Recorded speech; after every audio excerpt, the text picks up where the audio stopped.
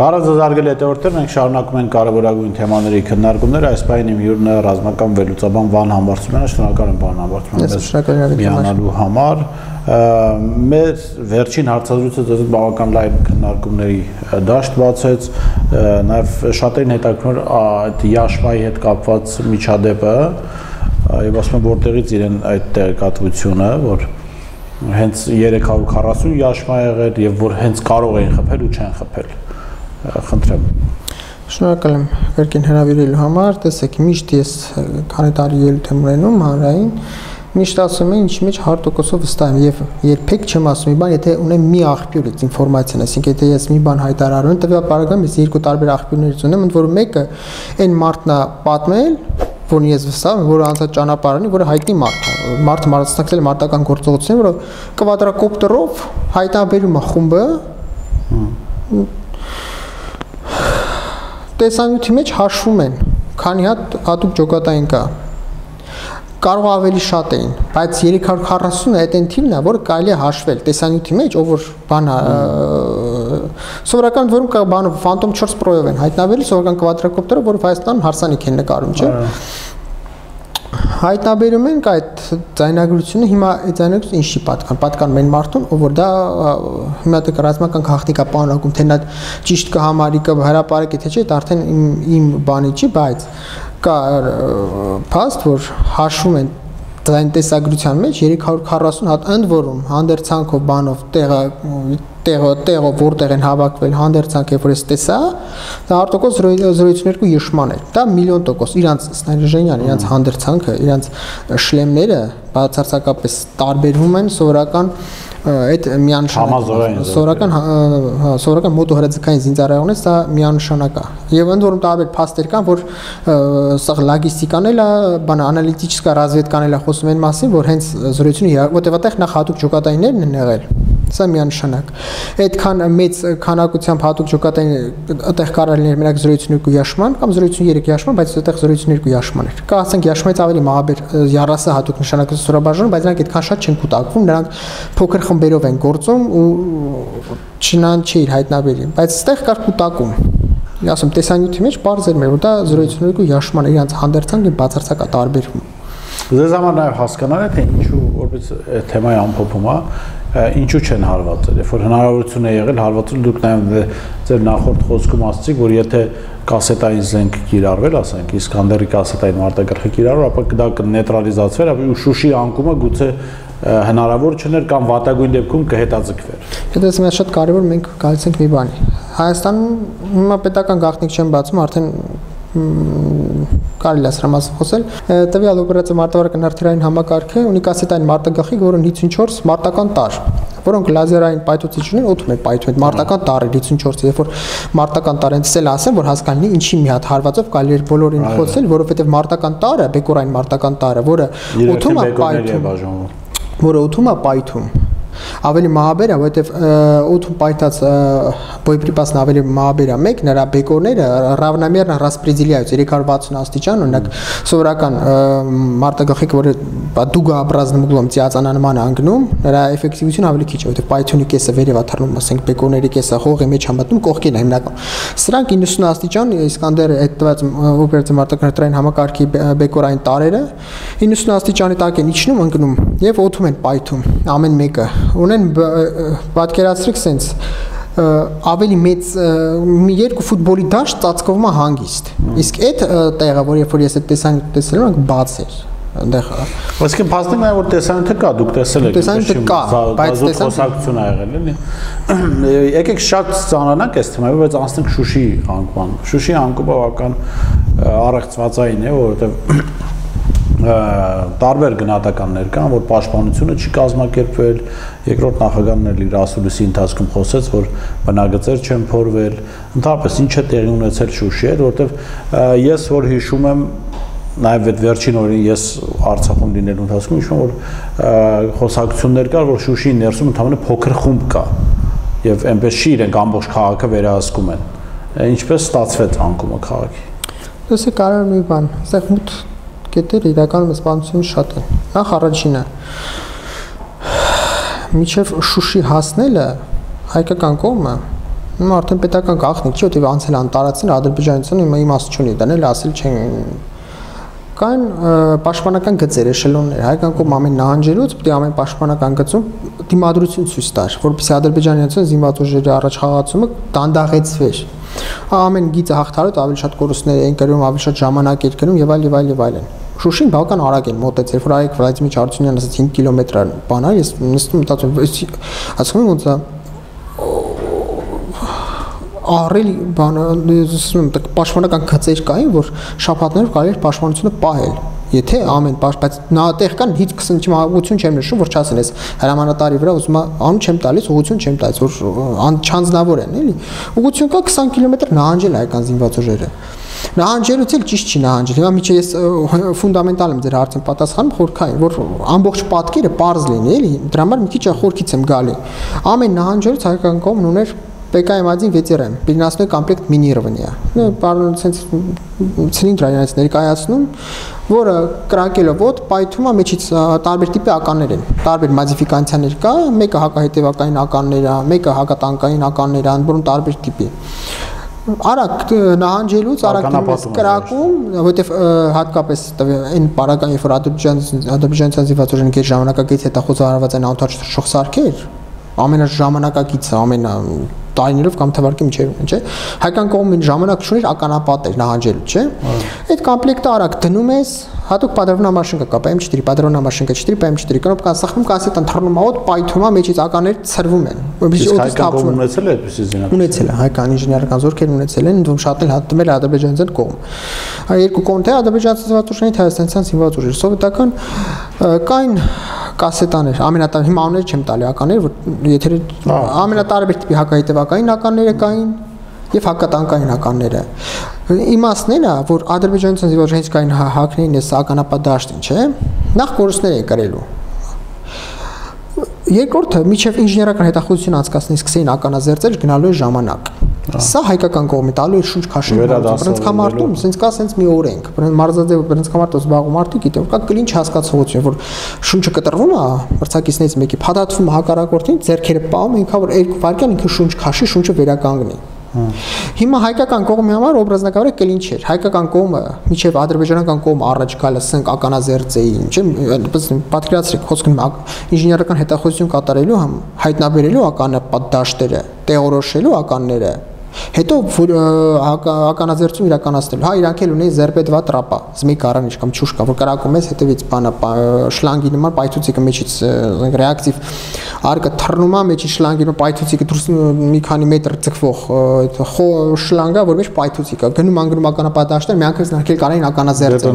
Նրանք էլ էտեին, նրանք էլ կարային անեն։ Հա, էտել ունեին ու անում էին, բայց ամեն դեպքում էտել օգտագործելով ժամանակ էր գնալու։ Մի անգամ օգտագործեցի նորից ինժեներական հետախուզություն անցկացնել, տեսնեն ինչքան հասկանում եք, էտել է ժամանակ տամ հայկական կողմը ունենալու է ժամանակ ամրագից դնելու, բնագծեր փորելու, խրամատա է, սայնա, տարբեր պաշտպանողական դիրքեր զբաղեցնելու, վերադասավորվելու, հասկանում եք, շունչ քաշելու հնարավորություն կուներ, հանգստանալու զինծառայողների վրա շունչ քաշելա պետք չէ, այդ ամենը չի արվել, արագ այնքան հայկական կողմը ուղղակի վերցրել ոնց ասեմ նահանջել, նրանք էլ արա մի անգամից հետևներից եկի, պատկերացրեք այդ մեկ, երկրորդը։ Կային ճանապարհներ, որտեղ հայկական կողմը հիմա արդեն իմաստ չունի, թաքցան կարծում պետքա խոսալ։ Կային ճանապարհներ,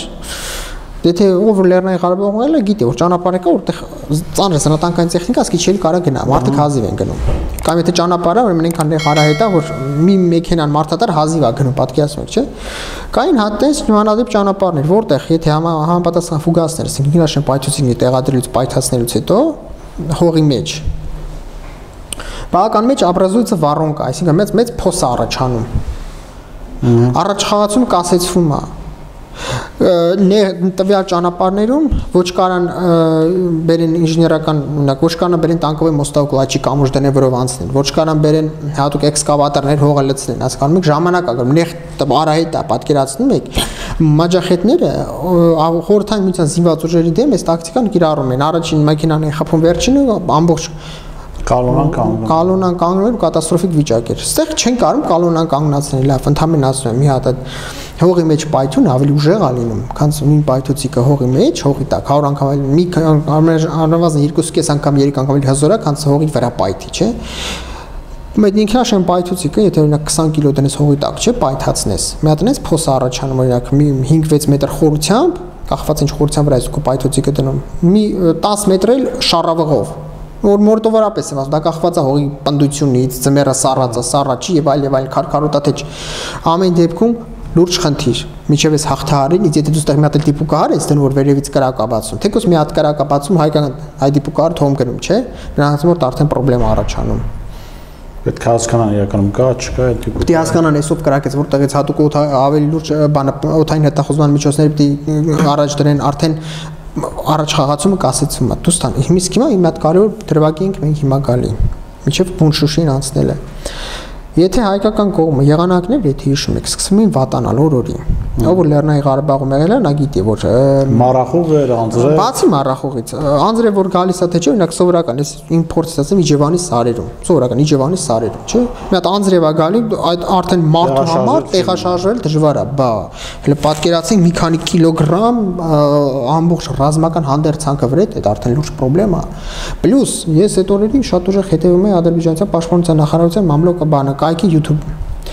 հենց մառախուղ էր լինում, չէ։ Միջև մառախուղը ամբողջ օրը տասնյակ տեսանյութ են դրում, ոնց որ հայկական զինված ուժերը խոցում, հայկական տեխնիկա ոչինչ ասում, տասնյակ հետախուզ անության անթաչ թռչող սարքից տեսանկարակն, բանը նյութերը տեղադրում են ամբողջ օրը։ Այդ ամբողջ աշխարհը տեսել է, ոնց հայկական տեխնիկա խոցում, խփում հայկական դիրքերին։ Հենց մառախուղ էր, չէ, այդ կադրերը վերանում էին, կամ կրճատում էին, կամ վերանում էին։ Որտեղ հետախուզ առանցան անթաչ թռչող սարքերը մառախուղի ժամանակ էֆեկտիվությունը կտրուկ կորցնում են։ Ցածր նիսկա օբլիչնեսի ժամանակ։ Իսկ ինչու չէին օգտագործում արհեստական մառախուղի սարքերը, ռուսական զորքերը ունեն։ Հիմա տեսեք, հատուկ տերմատմավայ ապարատուրա ունեն, որը համապատասխան չես կարող իրան ապարզը, ասենք,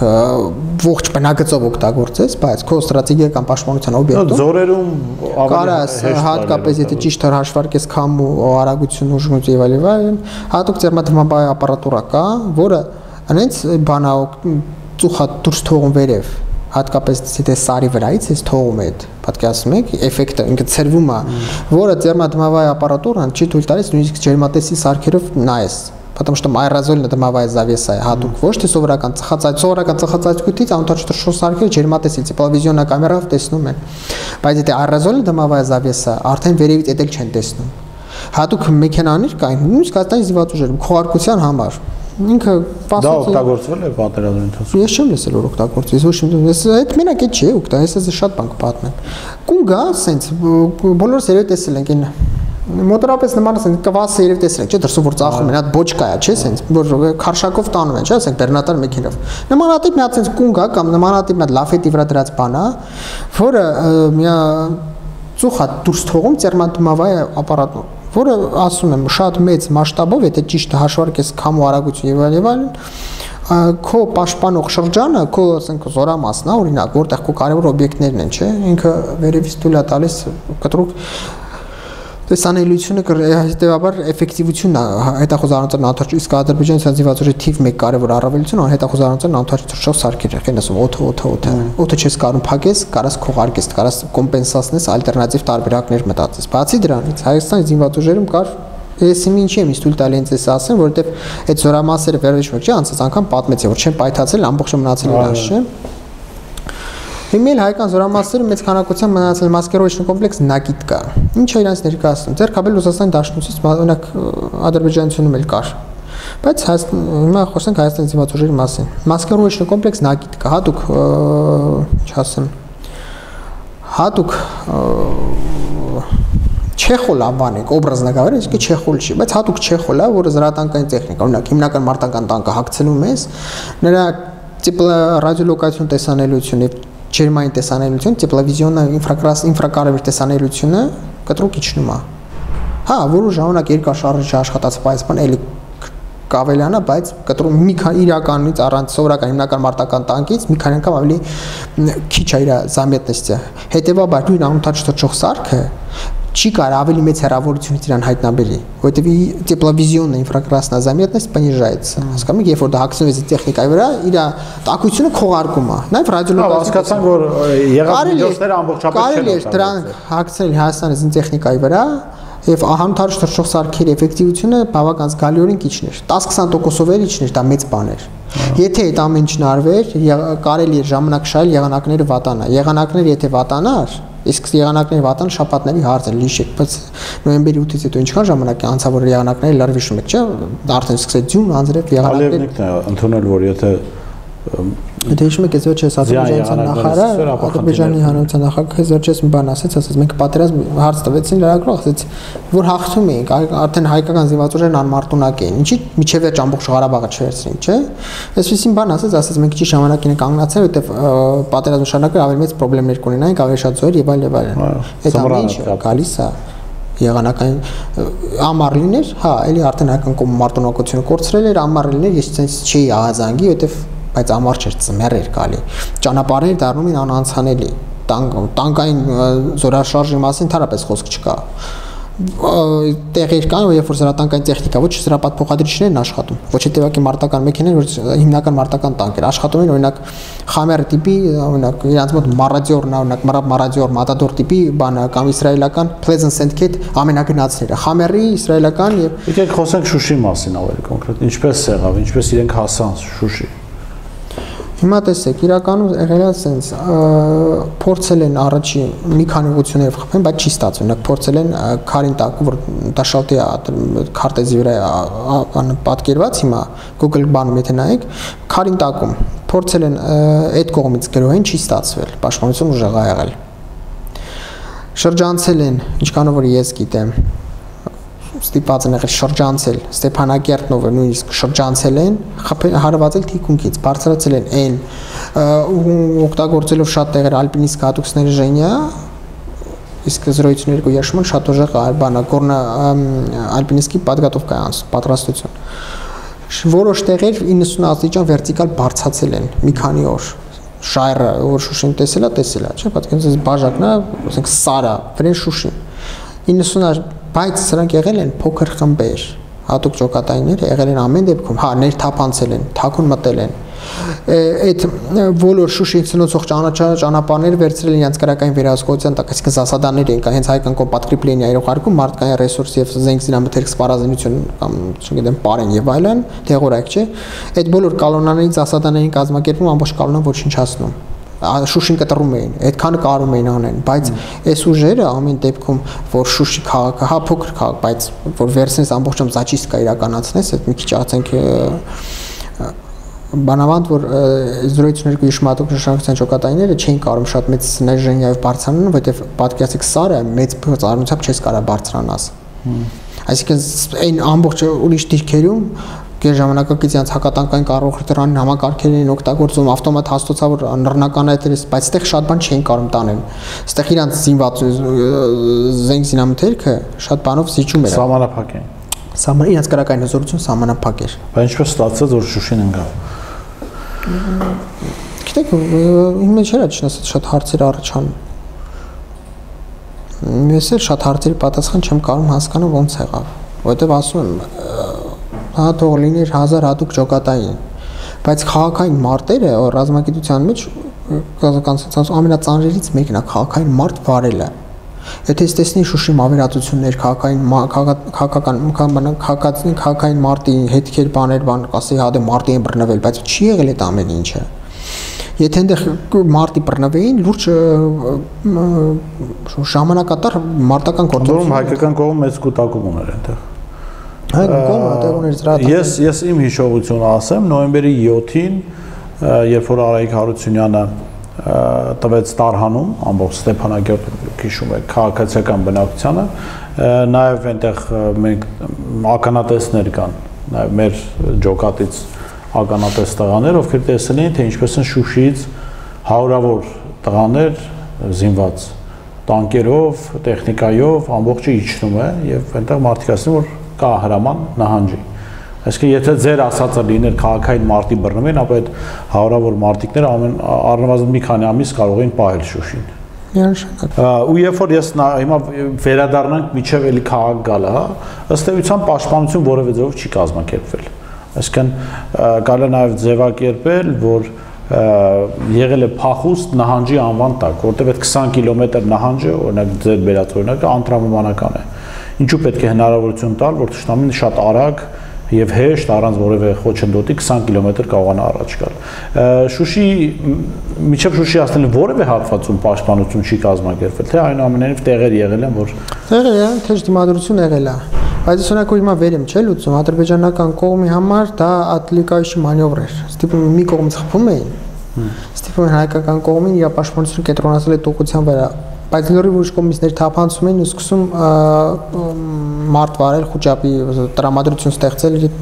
եւ որոշ զրույցներ գիշմատող քննարկության բրիգադայի յատուկ ճոկատայինները հայկական զինված ուժերի հանդերձանքն էին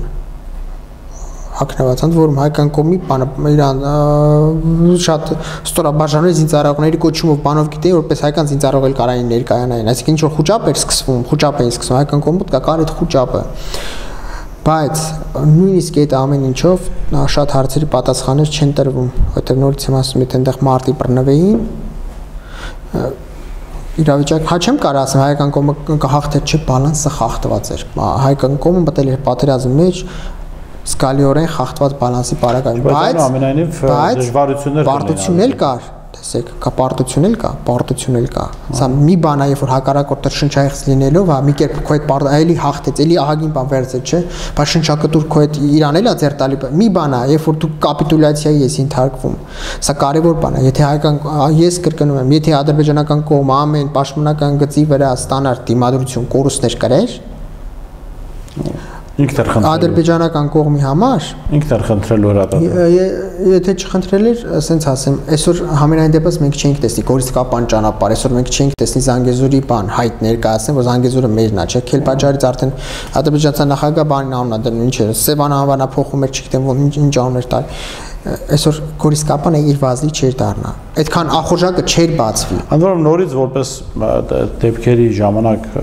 այդ Արցախում գտնվող մարդ կարող եմ ասել, որ այն ժամանակ նաև հրամանատարներն են խոսում, որ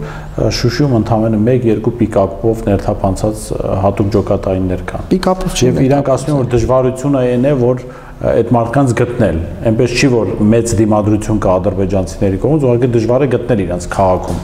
Տեսեք,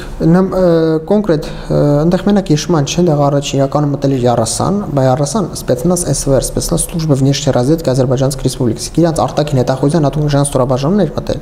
որը սկսել իրականացնել հետախուզում։ Յաշմայի համար ճանապարհները այնց որոշում են նրանք, որն ամենաթույլ տեղը հայկական կողմի համար, որպեսզի Յաշմային ուղարկում են այդ կոորդինատը, որտեղով կարելի է հեշտներ ճեղքել, որտեղ հայկական կողմի թույլ տեղերը, որտեղ հայկական քիչ պաշտպանություն եւ այլն։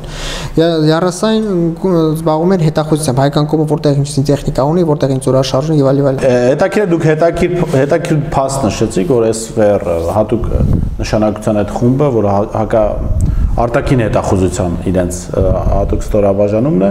այսինքն Ադրբեջանը այդ մակարդակով էր մասնակցում պատերազմին, այստեղ իհարկե ծիծաղելու փաստ պետք է ասեմ, բայց իրականում փաստ է։ Երեք Դանիել Լեոնիսյանը հայտարարել է, որ Հադրութի հատվածում ինքն է մասնակցել հակահետախուզական որոշ գործողությունների եւ ականատեսն է եղել, թե ինչպես է հանձնվում Հադրութը։ Հայաստանը այս որակով պատերազմին մասնակցելու պարագայում հնարավորություններ հաղթելու։ Երբ որ ամեն պատահական մարդ, չգիտեմ, ինքը հիմա կարող է լավ գրանտային ծրագիր է գրում, լավ քաղաքացիական հասարակության, ասենք, կոնֆերանսներ է կազմում, բայց իրավունք ուներ այդպիսի մարդը հակահետախուզական գործունեություն։ Նախ եկեք մի շատ կարևոր մի դրվագի կանք։ Հիմա այսօր ես կթվարկեմ ովքեր է Յարասան պատրաստել ու ոնց են պատրաստել։ Միջև ձեր հարցին պատասխանել է, որպեսզի հերոստատիտողը հասկանալի ենք ինչից ենք խոսում։ Եկեք մի հատ Յարասան ասենք ովքեր են ինչ իրենցից ներկայացնում։ Յարասան երևի աշխարհի ամենաէլիտար հատուկ շանսը զորքերից մեկն է։ Այսօր ուրեմն Ռուսաստանի Դաշնության զինված ուժերի իրանց հատուկ շանսորքեր հիմնական ռուսական զինտեխնիկով, զինամթերքով են զինված։ Իսրայելական, ամերիկյան եւ իսրայելական, չէ՞։ Նրանք ամբողջ երկրից Յարասան աղրել ամենալավը։ Ռուսական, իսրայելական ամենալավ տեխնոլոգիաներն են առել, ինչ որ ունի Յարասան։ Ես առանձին թողարկում կպայմանավորվենք, ես մանրամասն կպտեմ ինչեր ունեն։ Առանձին թողարկում, այդ sense 2 րոպե խոսալ մաջ։ Յարասան գիտեք ովքեր են պատրաստել։ Յարասան պատրաստելու համար եկել են Ռուսաստանի Դաշնությունից спецназ ԿՌՈΥ, спецназ главного разведывательного управления Генерального штаба вооруженных сил Российской Федерации։ Ռուսաստանի Դաշնության ՍՍՕ Силы специальных операций Министерства обороны Российской Федерации Յարասան դրանք բանակային բանի համար են Յարասայի բանակային պատրաստվածության այնտեղ կա Центр специального назначения ФСБ Центр специального ФСБ группа Альфа управления ФСБ ЦСМФ ФСБ Центр специального назначения ФСБ группа ՎИМПЕЛ Ռուսաստանի բանը ФСԲ-ի հատուկ նշանակության ստորաբաժանումն է Центр специального ФСБ նրանք պատասխանել են Յարասայի բանի համար հակաաբեկչական պատրաստվածության համար իսկ Յարասան նույնիսկ կարող հակաաբեկչական գործողություն իրականացնի դրանք вообще Յարասայում մասնակ Իսրայելի Սայերետ բան մատկալ Подразделение 262 Սայերետ մատկալ Իսրայելի գենշտաբի ամենաէլիտար հատուկ նշանակության ստորաբաժանումն է Սայերետ մատկալը Սայերետ մատկալի ինստրուկտորները պատրաստել են Յարասային Յարասան անցնում է բանը հատուկ մорская подготовка նրանք նաև բան են ջրային ունակեն ջրում դիվերսիոն ջրում հակաաբեկչական գործողություն վերջերյան նավերում հակաաբեկչական ջրում դիվերսիոն գործողություն հակառակորդի նավատորմը խորտակենի սանենեն անեն դրա համար պատասխանել է Իսրայելի Շայտե 13 Իսրայելի Ֆլոտիլիա 13 կամ Շայտե 13 Իսրայելի ամենաէլիտար բանը ռազմածովային ուժերի հատուկ շան ստորաբաժանում էս էլ մենք լուր ենք Թուրքիայցան ՍԱՏ Թուրքիայցան նավատորմի հատուկ շրջանցության զորքերը Թուրքիայի լեգենդար բորդո բերետավորներն են պատրաստել աշխարհում լավագույններից մեկն են Ամերիկայի Միացյալ Նահանգները եկել են ինստրուկտորներ Զիլյոնի բիրետ Ռեմբո եթե հիշում եք այդ կինոն Ռեմբոն կանաչ բերետ էր կանաչ բերետավորներն են պատրաստել ռեյնջերներն են պատրաստել ինստրուկտորներն եկել ռեյնջերներ Шестой отряд морских котиков. Америка Միացյալ Նահանգների ամենաէլիտար հատուկ նշանակության ստորաբաժանումը, թե հիշում եք Բեն Լադենի լիկվիդացիան, шестой отряд морских котиков. Այդ Գերմանիայից ինստրուկտորներ են եկել GSG-նից, Գերմանիայի ամենաէլիտար հատուկ նշանակության ստորաբաժանումներից. Ինստրուկտորներ ունեցել ֆրանսուզ կինաստրանի լեգիոն, ինստրուկտորներին բերեն դեղից. Բացի դրանից բան կասեց частная военная компания Blackwater-ը կոչվում է ակադեմիա անունը, բայց Blackwater-ը Blackwater-ում հավաքված են Ամերիկայի Միացյալ Նահանգների ամենատարբեր ստորաբաժանումների ամենաէլիտար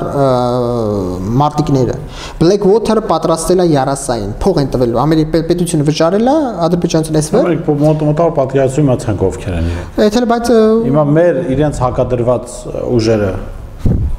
ծիծաղ չեն առաջացնում, անկեղծ։ Դե անկեղծ ասենք Ադրբեջանի բանակում կարող էր ինչ-որ արևմտյան գրանտով պահվող բլոգեր կամ չգիտեմ ինչ-որ ակտիվիստ հետախուզության մասնակցել։ Մեկ եք մի հատ հասկանանք մի բան։ Մենք մի նստել ենք ինչ ենք խոսում։ Եթե ես չխելագարվում, լավ, ինձ թվում է Հայաստան ոչի բանի չեմ զարմանում, չէ՞, բայց անդադ մի բանի զարմանում։ Մենք գիտեք ինչի մասին ենք խոսում։ Նախ մարտական գործողությունների էպիկենտրոնում հայտնվել է մի մարդ, որը տեսեք դուք ասեցիք, չէ՞։ Կրանտներ, չգիտեմ ինչ էր, դա արդեն այս մարդը հակահետախուզությամբ ես ասացի չէ 30 ովքեր են։ Ընդհանրապես հակահետախուզությունը պետք է Իրանով զբաղվեր, ոչ թե ինքը հակահետախուզությամբ։ Հիմա տեսեք 30 պատկերացեք ովքեր են 30։ 30-ի մարտիկները 10 կիլոմետր պարաշոտից գիշերը թռնում են։ Իջնում մի հատ շենքի տանիքի վրա։ Դուք պատկերացեք ովքեր են 30-ին պիտի այնց էլիտար լուրջ մասնագետների դիմադրեց։ Դանիել Հյունիսյանը, ես չգիտեմ, այդ մարդ ծառայել է զինված ուժերում, թե չէ, ես չգիտեմ։ Ես չգիտեմ, մարդ դիրում կրակացկա թե չէ։ Դուք ասենք մեկ հիմա ես չգիտեմ, երևի կատակակա, ինձ թվում է երևի կատակ չէ, հրապարակային ինքն է գրել։ Այսինքն կատակ։ Մեղադրել է, ընդ որում ես ունեմ նաև հարց ձևակերպել, դրանց ինքը մեղադրել է, որ գլխավոր շտաբը ճիշտ չէր աշխատում, ինքը սխալներ է գտել գլխավոր շտաբի աշխատանքներում։ Սպասեք, մի րոպե, ես երևի արդեն Այս ֆաստորին կատակ չի լուրջ ենք խոսում։ Իրականում Հյունիսյանը սխալները, այսինքն մոնիտորինգ անցկացրել գենշտաբի գործունեություն եւ գենշտաբի գործունեություն սխալներ ա գտել։ Այո։ Սա իհարկե շատերին գուցե անտեղի հումոր թվա չէ, բայց սա խոսում է մեր բանակի կամ հրամանատարական կազմի այն մոտեցման մասին, որ իրանք ունեցել են պատերազմում։ Դուք հիշում եք ադրբեջանական կողմից անգամ առաջնագիծ իրենց առաջնագծի մասին տեսանյութեր չէին հայտնվում։ Մեր պարագայում ով ասես չի հայտնվել առաջնագծը։ Նախ հիմա տեսեք, այդ շատ կարևոր է։ Նախ հասկանաս ով այնտեղ հայտնվել եւ իր նշաններից ներկայացնում։ Շատ մարդիկ կային այնտեղ, որ բանն է, ցելյուկազանի այնտեղ իրան զինված ուժերին։ Էդ էլ հենց մի կողմ։ Այնտեղ պիտի հայտնվեն կոմպետենտ մարդիկ։ Քաղաքացիական անձը գնում է մի հատ տեխնիկա առաջ կանգնում է սելֆի անում, գեոլոկացիան մի ասում է սելֆի անում, սմարթֆոնով է տպողակի սմարթֆոն թեկուզ անջատածելի, չէ՞, սմարթֆոնի ակումուլյատորը մանավանդ չի հանվում, դա հենց այնպես որ չի հանվում, չէ՞։ Այդ դու այնտեղ սմարթֆոն ունես, մեջլի քարտ դրած, չէ՞, իսկ Իոնիսյան հաստատ իր ջեբք ունենա սմարթֆոն մեջլի քարտ դրած։ Դուք գիտեք Հայաստանի զինված ուժերը ինչքան կատաստրոֆիկ վտանգ է սպառնում։ մեջ տեսախցիկով, մեջ կամերան բանը իր դինամիկ որպես դիկտաֆոն կարող օգտագործել որպես ժուչոկ։ Պատկերացնում եք ինչ եմ ասում։ Պլյուս դրան տեղորոշեն ինչ հականտեղ կատարվում։ Եվ տան նշանացուցում։ Ոնց էս բացատրեմ Ուրեմն Հայաստան պետությունը ես շատ եմ ասել, շատ առումներով պատերազմի թարպես չի պատրաստել, բայց որ այսքան որ ինչ ասեմ, մարդ քաղաքացիական անձը հայտնվի ամենաթեժ կետում ոնց ասեմ, ես շատ լավ բան ամբարձման եկեք ամփոփենք այսօր, բայց խոստանալով մեկ առանձին հաղորդում ունենալ այսպիսի սխալների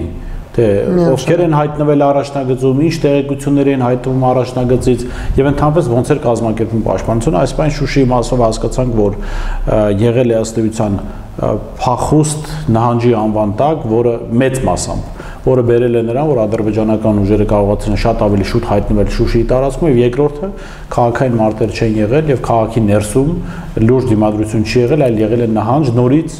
Էլի փախուստ նահանջի համատակ։ Շնորհակալ եմ։ Ես շնորհակալ եմ։ Շարունակենք ձեզ հրավիրել, այս թեմաները շարունակական են եւ պետք է փորձենք հանրությանը հասցնել են իրականությունը, որը եղել է։ Շնորհակալ եմ։ Ես հիշեցնեմ, որ զրուցում էի ռազմական վերլուծաբան Վան Համբարձումյանի հետ։ Տեսություն կհանդիպենք։